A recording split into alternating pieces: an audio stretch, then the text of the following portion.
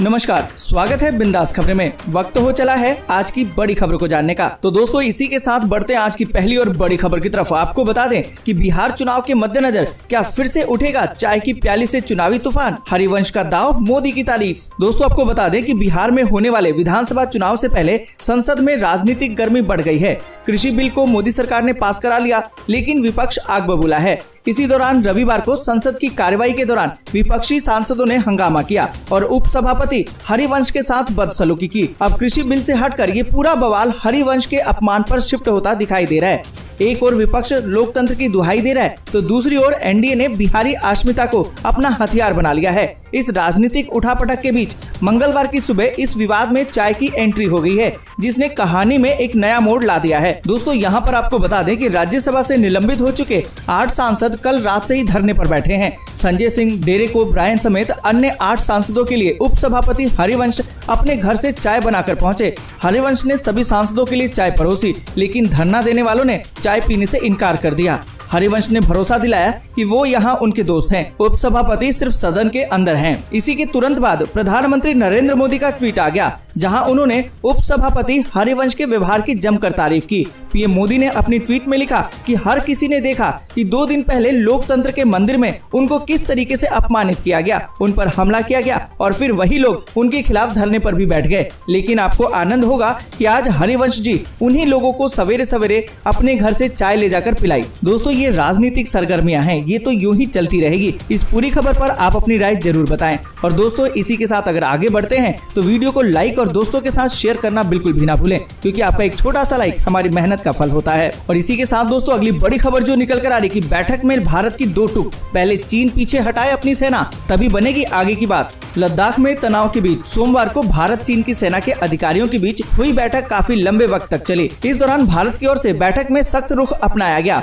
बैठक में भारत की ओर से मांग रखी गई कि चीन को सभी विवादित पॉइंट से तुरंत ही पीछे हटना चाहिए। साथ ही सेना को पीछे हटाने की शुरुआत चीन ही करे, क्योंकि विवाद को बढ़ावा भी उसने ही दिया है। दोस्तों, यहाँ पर आपको बता दें कि करीबन 12 घंटे से अधिक चली इस बैठक में भारत ने चीन के सामने ये बात रखी है कि चीन लद्दाख सीमा पर सभी विवादित पॉइंट से पीछे हटे और लाइन ऑफ एक्चुअल कंट्रोल से दोनों ओर से सेनाओं को पीछे हटाने का रोड मैप तैयार किया जाए, जिस पर आगे भी बढ़ा जाए। चीन ने पहले नियम तोड़े थे, ऐसे में सैनिकों को पीछे हटाने की शुरुआत चीन करे और फिर भारत उसको फॉलो करेगा। दोस्तों, आपको बता दें कि भारत की ओर से 2 टूक कह दिया गया है कि अगर चीन पूरी तरह से वापस जाने और पहले जैसी स्थिति बहाल नहीं करेगा तो भारतीय सेना लॉन्ग हॉल के लिए तैयार है, यानी कि सर्दियों में भी भारतीय सेना सीमा पर डटी रहेगी। दोस्तों, हमें अपने भारतीय सैनिकों पर गर्व है और उनके काम की सराहना पूरी दुनिया करती है। ऐसे में आप क्या सोचते हैं, कमेंट करके जरूर बताएं। और इसी के साथ दोस्तों, अगली बड़ी खबर जो निकल कर आ रही कि संसद में शाह और मात, धरने पर बैठे सांसदों को चाय ऑफर करके खुद उपवास पर हरिवंश।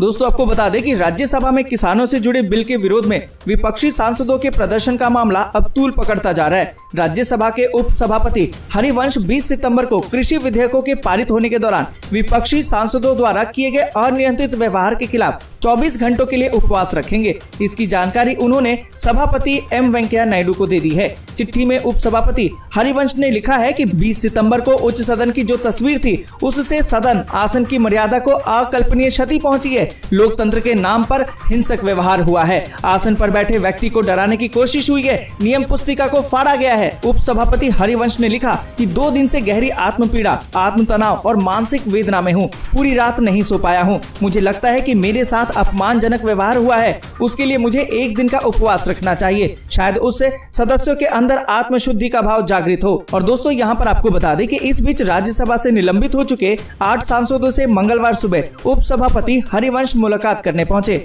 हरिवंश सभी सांसदों के लिए चाय लेकर पहुंचे थे और प्रधानमंत्री नरेंद्र मोदी ने भी उनके व्यवहार की तारीफ की है। पीएम मोदी ने लिखा कि जिन्होंने कुछ दिन पहले उनका अपमान किया, अब हरिवंश जी उनके लिए ही चाय लेकर पहुंचे हैं। और इसी के साथ दोस्तों, अगली बड़ी खबर जो निकल कर आ रही कि आप भी पता कर सकते हैं कि पैन कार्ड असली है या नकली। ऐसे करेंगे जांच तो नहीं खाएंगे धोखा। दोस्तों, आपको बता दें कि किसी भी फाइनेंशियल ट्रांजैक्शन के लिए पैन कार्ड का होना बहुत ही जरूरी है। पैन कार्ड के 10 अंकों के जरिए आप बैंक अकाउंट खुलवाने, प्रॉपर्टी को खरीदने या फिर बेचने, या गाड़ी को खरीदने और बेचने, ITR फाइल करने या 2 लाख रुपए से ज्यादा की ज्वेलरी खरीदने पर कई ऐसे कामों को आसान कर सकता है। लेकिन आजकल फर्जी पैन कार्ड के कई मामले सामने आ रहे हैं। ऐसे में आप भी कोई भी ट्रांजैक्शन करने से पहले ये जान लें कि आपका पैन कार्ड कहीं फर्जी तो नहीं है। दोस्तों यहाँ पर आपको बता दें कि इनकम टैक्स विभाग की तरफ से 10 अंकों की एक पहचान संख्या जारी की जाती है। इसे परमानेंट अकाउंट नंबर कहते हैं। पैन कार्ड हमारी पहचान का एक जरूरी डॉक्यूमेंट है। खासकर वित्तीय मामलों में इसका बड़ा रोल होता है। दोस्तों यहाँ पर आपको बता दें कि आपको सबसे पहले इनकम टैक्स विभाग के ई-फाइलिंग पोर्टल पर जाना होगा। अगर आपको पैन कार्ड की पहचान करनी है तो यहाँ पर आपको सीधी तरफ ऊपर की तरफ वेरीफाई योर पैन डिटेल्स के लिंक पर क्लिक करना होगा। इसके बाद यूजर्स को पैन कार्ड की डिटेल्स भरनी होगी। इसमें आपको pan number, pan card holder का पूरा नाम, उसकी जन्म तिथि आदि को भरना होगा। सही जानकारी भरने के बाद पोर्टल पर मैसेज आएगा कि भरी गई जानकारी आपके पैन कार्ड से मैच करती है या नहीं। इस तरह आप आसानी से पैन कार्ड की सत्यता का पता लगा सकते हैं। देश भर में हुए लॉकडाउन के बाद फर्जी पैन कार्ड के जरिए लोगों को ठगी का शिकार बना रहे हैं। ऐसे में अपने पैन कार्ड की सत्यता की जानकारी होना सबसे जरूरी है। देश में इनकम टैक्स डिपार्टमेंट की ओर से जारी किए गए पैन कार्ड की जांच करना भी जरूरी है। दोस्तों अगर आपके पास भी पैन कार्ड है तो आप भी इस तरीके से जांच सकते हैं कि आपका पैन कार्ड असली है या नकली। और इस पूरी खबर पर आपकी क्या राय है कमेंट करके जरूर बताएं। और इसी के साथ दोस्तों अगली बड़ी खबर जो निकल कर आ रही है कि लॉकडाउन के बाद हैदराबाद में खुले स्कूल, सुरक्षा का रखा जा रहा है विशेष ध्यान। दोस्तों आपको बता दें कि देश भर में लॉकडाउन के बाद सोमवार को सभी सुरक्षा सावधानियों के साथ हैदराबाद के सरकारी स्कूलों को फिर से खोल दिया गया। इस दौरान छात्रों और स्टाफ की सुरक्षा को ध्यान में रखते हुए काफी एहतियात बरते जा रहे हैं। दोस्तों यहाँ पर आपको बता दें कि हैदराबाद में राजभवन सरकारी स्कूल की हेड मिस्ट्रेस करुणा श्री ने कहा कि आज से हम हाई स्कूल के छात्रों को तेलंगाना सरकार और केंद्र सरकार द्वारा जारी किए गए दिशा निर्देशों के तहत स्कूल आने की अनुमति दे रहे हैं। उन्होंने कहा कि छात्रों को ऑनलाइन या फिर ऑफलाइन कक्षा में भाग लेने का विकल्प दिया गया है और माता पिता को इसके बारे में सूचित भी कर दिया गया है। अगर छात्र ऑनलाइन कक्षाओं में शामिल होने के बाद भी किसी भी तरीके की शंका रखते हैं तो वे स्कूल ऑफलाइन क्लासेस ले सकते हैं, बशर्ते कि वे अपना स्वयं का सैनिटाइजर और फेस मास्क लेकर जाएं। हमने स्कूल में एक सैनिटाइजर भी स्थापित किया है। छात्रों और अभिभावकों को इसे लेकर हस्ताक्षर करना चाहिए कि उनके वार्ड में कोविड-19 के कोई लक्षण नहीं है और वे खुद भी उचित देखभाल करेंगे। दोस्तों आपको बता दें कि प्रिंसिपल ने कहा कि हालांकि पहले दिन कम छात्र स्कूल गए, लेकिन प्रशासन को उम्मीद है कि आने वाले दिनों में इनकी गिनती में इजाफा होगा। दोस्तों जिस तरीके से महामारी हमारे देश में बढ़ रही है और अनलॉक 4 के तहत अब स्कूलों को भी खोला जा रहा है, अगर ऐसे में स्कूल जाना है तो पूरी सावधानी बरतनी होगी, मास्क पहनना होगा और सोशल डिस्टेंसिंग का पालन करना बहुत जरूरी होगा। दोस्तों इस पूरी खबर पर आपकी क्या राय है कमेंट करके जरूर बताएं। और इसी के साथ दोस्तों अगली बड़ी खबर जो निकल कर आ रही कि मनरेगा में अब सिर्फ मजदूरी नहीं अपना काम धंधा भी कर सकेंगे लोग। दोस्तों आपको बता दें कि प्रदेश सरकार के स्तर से मनरेगा में आजीविका पैकेज का मॉडल लागू करने का आदेश जारी कर दिया गया है। इस आदेश के लागू होने से मनरेगा में अब जॉब कार्ड धारक मजदूरी के अलावा स्वरोजगार के तहत अपना काम धंधा भी कर सकेंगे और इसमें सभी विभाग उनकी मदद करेंगे। दोस्तों यहाँ पर आपको बता दें कि आजीविका पैकेज लागू करने वाला देश का पहला राज्य उत्तराखंड हो गया है। मुख्य सचिव ओम प्रकाश की ओर से सहमति मिलने के बाद अपर मुख्य सचिव मनीषा पवार ने ये आदेश जारी कर दिया है। आजीविका पैकेज के तहत मनरेगा और विभागीय योजनाओं को जोड़ते हुए कई पैकेज बनाए गए हैं। दोस्तों आपको बता दें कि मनरेगा में पहले से ही स्वरोजगार के लिए मदद की जाती है। मसलन अगर मुर्गी बाड़ा बनाना है तो उसमें 10,000 रूपए का खर्च हो रहा है तो 7,000 मनरेगा से निर्माण सामग्री के लिए और 3,000 रूपए मजदूरी होती है। मुसीबत ये है कि इसमें चूजों को खरीदने की कोई व्यवस्था नहीं होती। दोस्तों आपको बता दें कि योजना की खास बात ये है कि ये प्रवासियों को देखते हुए शुरू की गई है। मनरेगा में इस समय पिछले साल की तुलना में 2.5 लाख लोग अधिक जुड़े हैं और इसमें अधिकतर प्रवासी हैं। दोस्तों अगर आपके भी जान पहचान या आपके आसपास कोई भी मनरेगा में काम करता हो तो कमेंट करके जरूर बताएं और इस पूरी खबर पर भी राय जरूर दें। और इसी के साथ दोस्तों अगली बड़ी खबर जो निकल कर आ रही कि दीपिका पादुकोण की मैनेजर के बाद एनसीबी ने डायरेक्टर ध्रुव को भेजा है समन, आज होगी पूछताछ। दोस्तों आपको बता दें कि ड्रग मामले में आज एनसीबी सुशांत सिंह राजपूत की talent manager Jaya Shah, celebrity manager Shruti Modi और दीपिका पादुकोण की मैनेजर करिश्मा से पूछताछ करेगी। करिश्मा दीपिका पादुकोण की मैनेजर है। जया शाह की व्हाट्सएप चैट में दीपिका पादुकोण और नर्मदा शिरोडकर का नाम सामने आया है। करिश्मा भी क्वान टैलेंट मैनेजमेंट एजेंसी में काम करती है और अब एनसीबी ने क्वान के डायरेक्टर ध्रुव को भी समन भेजा है।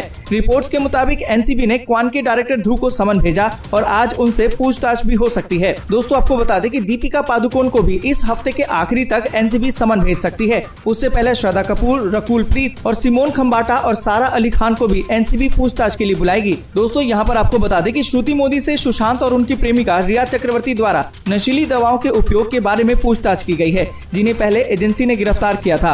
अधिकारी ने कहा कहा कि श्रुति से रिया के साथ उनकी कथित चैट के बारे में पूछा गया, जहां वे सुशांत को ड्रग्स मुहैया कराने के बारे में चर्चा करते नजर आ रहे हैं। और इसी के साथ दोस्तों अगली बड़ी खबर जो निकल कर आ रही कि कांग्रेस ने सरकार के सामने रखी ये बड़ी शर्त, सदन की कार्यवाही का बहिष्कार करने का ऐलान। दोस्तों आपको बता दें कि कांग्रेस के सांसद गुलाम नबी आजाद ने मंगलवार को राज्यसभा में 8 सांसदों के निलंबन का मुद्दा उठाया। उन्होंने साथ ही 2 मांग भी रखी है। गुलाम नबी आजाद ने कहा कि जब तक सांसदों का निलंबन वापस नहीं किया जाता तब तक सरकार एमएसपी की गारंटी नहीं देगी और तब तक हम सदन की कार्रवाई का बहिष्कार करेंगे। गुलाम नबी आजाद ने कहा कि पिछले 2 दिन में जो कुछ हुआ मुझे नहीं लगता कि उससे कोई खुश है। गुलाम नबी आजाद ने कहा कि ये हमारा परिवार है और सभापति जी आप इस परिवार के मुखिया हैं। घर में भी झगड़े होते हैं, टाइम की कमी ही हमारी सौतन बन गई है, इसी कारण ये घटना हो गई। इतने बड़े विषय होते हैं और समय कम होता है बोलने का। कई बार तो ऐसे झगड़े होते हैं कि जैसे लगता है कि सीमा पर लड़ रहे हैं। गुलाम नबी ने कहा कि सांसद कम समय के कारण अपनी बात नहीं रखने के कारण नाराज रहते हैं। ये झगड़ा नहीं होना चाहिए था। कोई माइक तोड़े मेज पर चढ़े ऐसी घटना नहीं होनी चाहिए। सरकार की मजबूरी हम समझ सकते हैं।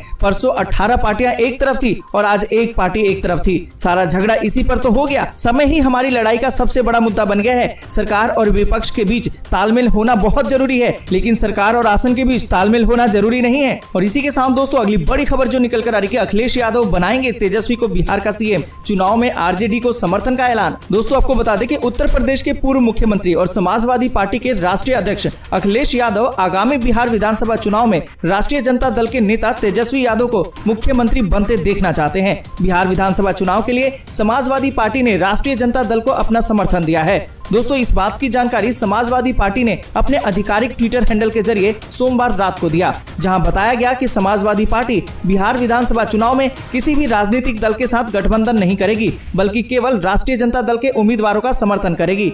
दोस्तों यहां पर आपको बता दें कि आगामी बिहार विधानसभा चुनाव में समाजवादी पार्टी किसी भी पार्टी से गठबंधन नहीं करते हुए राष्ट्रीय जनता दल के उम्मीदवारों का समर्थन करेगी। अखिलेश यादव का राष्ट्रीय जनता दल को चुनाव में समर्थन देना आरजेडी नेता तेजस्वी यादव के लिए कहीं न कहीं प्रोत्साहित करता है, क्योंकि तेजस्वी यादव आरजेडी के मुख्यमंत्री उम्मीदवार हैं। ऐसे में अखिलेश यादव का तेजस्वी को मुख्यमंत्री के तौर पर समर्थन देना विधानसभा चुनाव से ठीक पहले तेजस्वी यादव के लिए काफी उत्साहित करने वाली खबर है। और इसी के साथ दोस्तों अगली बड़ी खबर निकल कर आ रही कि मायावती ने शुरू की 2022 की विधानसभा चुनाव की तैयारी, निचले स्तर पर बड़े फेरबदल। दोस्तों आपको बता दें कि उत्तर प्रदेश के विधानसभा चुनाव में अभी भले ही 1.5 साल का समय बाकी हो, लेकिन राजनीतिक दलों ने अपनी तैयारियां शुरू कर दी है। ऐसे में बसपा सुप्रीमो मायावती ने विधानसभा चुनाव को देखते हुए मिशन 2022 की तैयारी में जुट गई हैं। मायावती ने मंडलीय मुख्य सेक्टर प्रभारियों की जिम्मेदारियों में नए सिरे से बदलाव किया है, जिसके तहत शमशुद्दीन राइनी को उत्तर प्रदेश के प्रमुख मंडलों की जिम्मेदारी के साथ साथ उत्तराखंड का जिम्मा भी सौंपा गया है। वहीं बसपा के प्रदेश अध्यक्ष मनुकाद अली को पश्चिमी यूपी से हटाकर पूर्वी यूपी की जिम्मेदारी दी गई है। दोस्तों यहाँ पर आपको बता दें कि बसपा संगठन में सेक्टर प्रभारी का पद काफी अहम होता है,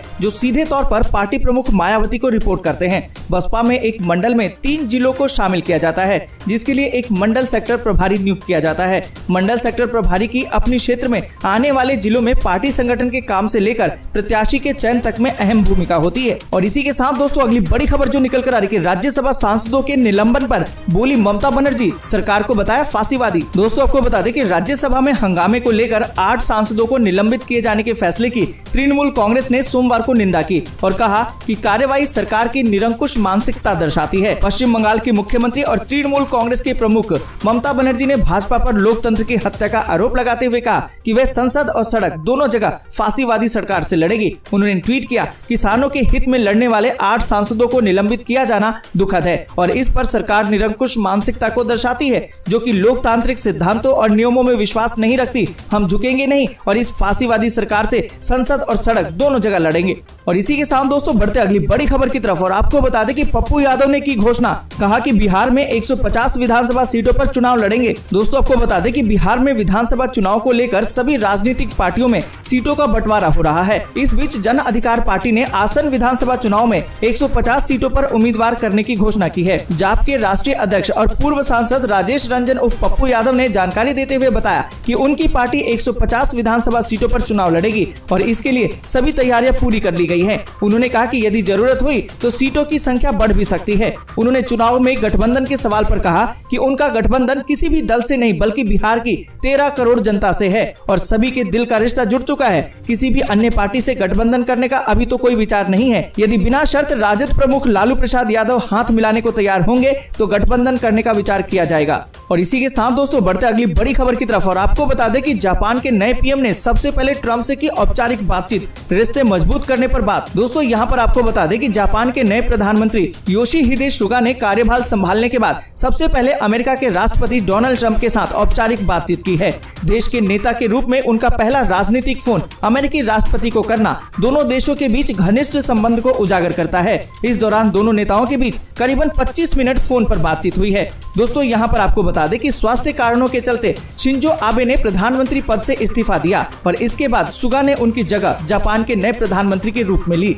डोनाल्ड ट्रंप से फोन पर बात करने के बाद सुगा ने रविवार देर रात को संवाददाताओं से कहा कि मैंने उनसे कहा कि जापान और अमेरिका गठबंधन क्षेत्रीय शांति और स्थिरता की नींव है और हम करीबी समन्वय जारी रखने पर सहमत हुए हैं। सुगा ने कहा कि ट्रंप ने भी कहा कि वह भी गठबंधन को मजबूत करना चाहते हैं। उन्होंने कहा कि दोनों नेताओं ने कोरोना वायरस के खिलाफ लड़ाई और उत्तर कोरिया के संबंध में सहयोग करने पर सहमति व्यक्त की है। और इसी के साथ दोस्तों अगली बड़ी खबर जो निकल कर आ रही है कि अमेरिकी राष्ट्रपति ट्रंप को जहर देने वाला लिफाफा भेजने वाली महिला गिरफ्तार। दोस्तों आपको बता दें कि व्हाइट हाउस के पते पर जहर रिसिन वाला एक पत्र भेजने की संदिग्ध एक महिला को न्यूयॉर्क कनाडा सीमा पर गिरफ्तार कर लिया गया है। कानून प्रवर्तन 3 अधिकारियों ने इसकी जानकारी दी है। पत्र को व्हाइट हाउस पहुंचने से पहले ही गत सप्ताह की शुरुआत में बीच में ही रोक लिया गया था। महिला को अमेरिकी सीमा शुल्क और सीमा रक्षा अधिकारियों ने सीमा के निकट पीस ब्रिज से गिरफ्तार किया है। ऐसी संभावना है कि वह संघीय आरोपों का सामना करेंगी। अभी महिला का नाम जाहिर नहीं किया गया है। व्हाइट हाउस के पते पर भेजा गया ये पत्र मूलतः कनाडा में तैयार किया गया। रॉयल कनाडा माउंटेन पुलिस ने इसकी जानकारी दी है।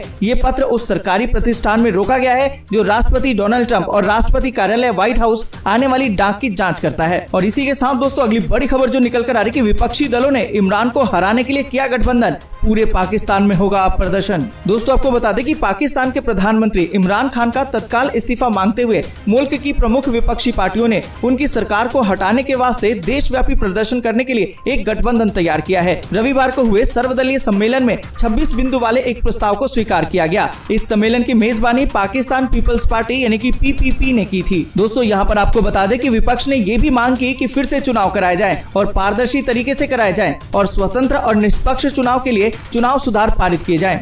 और इसी के साथ दोस्तों बढ़ते आगे और जानते हैं मौसम के ताजा हाल को। आपको बता दें कि बीते 24 घंटों के दौरान कर्नाटक, महाराष्ट्र, तेलंगाना, आंध्र प्रदेश, तमिलनाडु और त्रिपुरा के कुछ इलाकों में हल्की से मध्यम बारिश के बीच कुछ स्थानों पर भारी बारिश भी दर्ज की गई है। वहीं पश्चिम बंगाल, झारखंड, उड़ीसा, मध्य प्रदेश, अंडमान निकोबार द्वीप समूह और केरल में भी कुछ स्थानों पर हल्की से मध्यम बारिश के बीच 1-2 स्थानों पर तेज बारिश हुई है। वहीं बिहार, पूर्वी उत्तर प्रदेश और गोवा में भी कुछ जगहों पर बारिश हुई है, जबकि गुजरात और राजस्थान के छिटपुट हिस्सों में हल्की बारिश देखने को मिली है। बाकी हिस्सों में मौसम शुष्क रहा। और इसके साथ ही दोस्तों आपको बता दें कि अगले 24 घंटे के दौरान उत्तरी तटीय कर्नाटक, गोवा और महाराष्ट्र के दक्षिणी कोंकण क्षेत्र में भीषण मानसून वर्षा होने की संभावना है। इन भागों में कुछ स्थानों पर बाढ़ जैसे हालात बन सकते हैं। शेष तटीय कर्नाटक, केरल, महाराष्ट्र के बाकी भागों और पूर्वी मध्य प्रदेश, छत्तीसगढ़, उड़ीसा, झारखंड और बिहार समेत पूर्वोत्तर भारत के सभी राज्यों में कई जगहों पर हल्की से मध्यम बारिश के बीच कुछ स्थानों पर भारी बारिश का अनुमान है। वहीं उत्तर प्रदेश, उत्तराखंड, पश्चिमी मध्य प्रदेश, तेलंगाना और आंध्र प्रदेश के साथ साथ गुजरात के दक्षिणी हिस्सों में कहीं कहीं पर